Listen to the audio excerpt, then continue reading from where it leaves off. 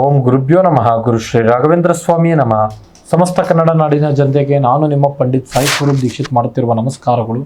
ಇವತ್ತಿನ ಈ ಒಂದು ವಿಡಿಯೋದಲ್ಲಿ 2026 ಮಾರ್ಚ್ ತಿಂಗಳ ಸಿಂಹ ರಾಶಿಯವರ ತಿಂಗಳ ಮಾಸ ಭವಿಷ್ಯ ಹೇಗಿದೆ ಅಂತ ನಾವು ನೋಡೋಣ ಬನ್ನಿ.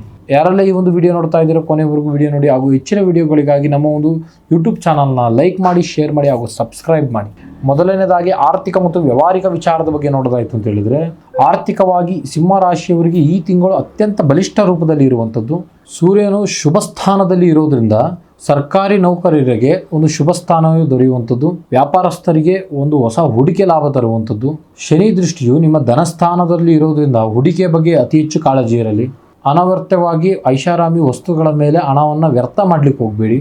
ಆರ್ಥಿಕ ಶಿಸ್ತು ಈ ತಿಂಗಳು ನಿಮಗೆ ಅತಿ ಹೆಚ್ಚು ಬಹಳ ಮುಖ್ಯವಾಗಿರುತ್ತದೆ. ಇನ್ನು ವೃತ್ತಿ ಮತ್ತು ಉದ್ಯೋಗದ ಬಗ್ಗೆ ನೋಡೋದಾಯ್ತು ಅಂತ ಹೇಳಿದ್ರೆ, ವೃತ್ತಿ ಜೀವನದಲ್ಲಿ ನಿಮ್ಮ ನಾಯಕತ್ವದ ಗುಣದಿಂದ ಹೆಚ್ಚು ಮನ್ನಣೆ ಸಿಗುವಂಥದ್ದು. ಕಚೇರಿಯಲ್ಲಿ ಹೊಸ ಜವಾಬ್ದಾರಿಗಳು ಹೆಚ್ಚಾಗುವಂಥದ್ದು. ರಾಜಕೀಯ ಕ್ಷೇತ್ರದಲ್ಲಿ ಇರೋರಿಗೆ ಈ ತಿಂಗಳು ಮಾರ್ಚ್ ತಿಂಗಳು ಅತಿ ಹೆಚ್ಚು ಲಾಭದಾಯಕವಾಗಿ ಸೇರುವಂಥದ್ದು. ಆದರೆ ಅತಿಯಾದ ಒಂದು ಆತ್ಮವಿಶ್ವಾಸ ಬೇಡ. ಸಹೋದ್ಯೋಗಿಗಳೊಂದಿಗೆ ಮನಸ್ತಾಪ ಮಾಡಿಕೊಳ್ಳಲು ಹೋಗಬೇಡಿ. ನಯವಾದ ಮಾತು ನಿಮ್ಮ ಯಶಸ್ಸಿನ ಗುಟ್ಟಾಗುವಂಥ ಸಾಧ್ಯತೆಗಳಿದೆ. ಇದು ಕುಟುಂಬ ಮತ್ತು ಪ್ರೀತಿ ವಿಚಾರದ ಬಗ್ಗೆ ನೋಡೋದಾಯ್ತು ಅಂತ ಹೇಳಿದ್ರೆ, ಕುಟುಂಬದಲ್ಲಿ ನಿಮ್ಮ ನಿರ್ಧಾರಗಳಿಗೆ ಹೆಚ್ಚಿನ ಪ್ರಾಮುಖ್ಯತೆ ಸಿಗುವಂಥದ್ದು. ತಂದೆಯವರ ಒಂದು ಮಾರ್ಗದರ್ಶನದಿಂದ ದೊಡ್ಡ ದೊಡ್ಡ ಸಮಸ್ಯೆಗಳು ಬಗೆಹರಿಯುವಂಥದ್ದು. ಪ್ರೇಮ ಜೀವನದಲ್ಲಿ ಸ್ವಲ್ಪ ಪ್ರಮಾಣದಲ್ಲಿ ಏರಿಳಿತಗಳು ಕಂಡುಬರುವಂಥದ್ದು. ಸಣ್ಣ ವಿಚಾರಕ್ಕೆ ಸಂಗಾತಿಯೊಂದಿಗೆ ವಾಗ್ವಾದ ನಡೆಯುವಂಥ ಸಾಧ್ಯತೆಗಳು. ಎಲ್ಲದಕ್ಕೂ ಸಹ ತಾಳ್ಮೆಯಿಂದ ವರ್ತಿಸಬೇಕು. ಯಾರಿಗೆಲ್ಲ ಇನ್ನು ಮದುವೆ ಆಗಿಲ್ಲ ಅವರಿಗೆಲ್ಲ ಒಂದು ಒಳ್ಳೆ ಸಂಬಂಧ ಸಿಗುವಂಥದ್ದು. ದಾಂಪತ್ಯ ಜೀವನದಲ್ಲಿ ಮಧುರತೆ ಇರುವಂಥದ್ದು. ಇನ್ನು ಆರೋಗ್ಯದ ವಿಚಾರದ ಬಗ್ಗೆ ನೋಡೋದಾಯ್ತು ಅಂತ ಹೇಳಿದ್ರೆ, ಆರೋಗ್ಯದ ದೃಷ್ಟಿಯಲ್ಲಿ ನೀವು ಅತಿ ಹೆಚ್ಚು ಜಾಗರೂಕರಾಗಿರಬೇಕು.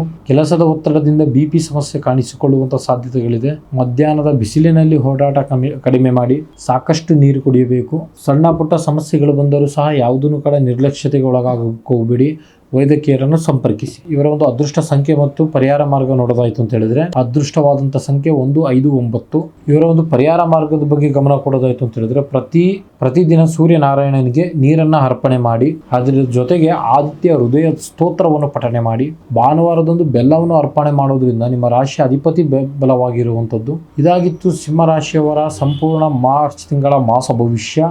ಇನ್ನು ನಿಮ್ಮ ಜೀವನದಲ್ಲಿ ಪ್ರೀತಿ ಪ್ರೇಮದಲ್ಲಿ ತೊಂದರೆ, ಗಂಡ ಹೆಂಡತಿ ಸಮಸ್ಯೆ, ಮನೆಯಲ್ಲಿ ಅಶಾಂತಿ, ಆಸ್ತಿ ವಿಚಾರ, ಅನಾರೋಗ್ಯ, ಇನ್ನು ಮುಂತಾದ ಯಾವುದೇ ಸಮಸ್ಯೆ ಇದ್ದರೂ ಸಹ ನೇರವಾಗಿ ಬಂದು ನಮ್ಮ ಮನೆ ವಿಳಾಸಕ್ಕೆ ಭೇಟಿ ನೀಡಿ. ಸಾಧ್ಯವಾದಲ್ಲಿ ದೂರದ ಊರಿನವರಿಗೆ ವಿಡಿಯೋ ಕಾಲ್ ಮುಖಾಂತರ ಪರಿಹಾರ ತಿಳಿಸಿಕೊಡಲಾಗುವಂಥದ್ದು. ಧನ್ಯವಾದಗಳು.